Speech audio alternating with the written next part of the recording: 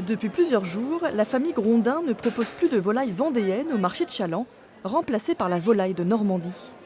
Un sacré coup dur pour l'exploitation, mais aussi pour les clients, habitués à leurs produits locaux. Je leur fais confiance et j'ai toujours eu de la bonne viande jusqu'à maintenant.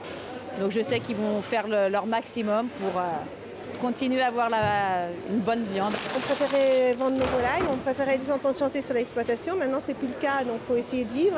Nous, on est quatre gérants dedans, donc il faut absolument qu'on ait un revenu, parce que sinon, on ne pourra pas se relever, c'est pas possible.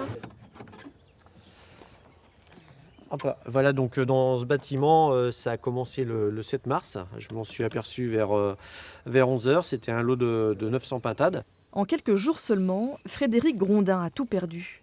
14 000 volailles au total, toutes envoyées à l'enfouissement, dont une partie à quelques mètres de son exploitation.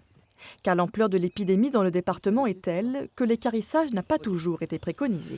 Donc ici, on se retrouve juste au-dessus des cadavres. Ils ont été enterrés en dessous sur un trou de 2 mètres de profondeur où on a mis plusieurs couches de chaux vives et de cadavres. Et voilà. Il n'y avait pas d'autre solution ? Ils n'avaient pas de solution dans l'immédiat parce que mes animaux ont déjà attendu une dizaine de jours avant d'être enlevés. Donc il fallait un moment réagir et faire quelque chose. Un enfouissement qui a ses limites puisque les fosses regorgent d'eau. Ici, le trou restera finalement vide. Dans son abattoir, seuls les lapins lui donnent encore du travail. Le reste du matériel n'a pas servi depuis plusieurs semaines.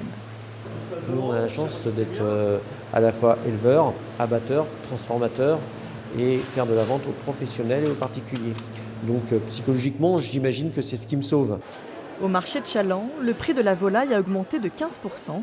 Quant à la volaille vendéenne, elle ne reviendra pas sur les étals avant cet automne au mieux.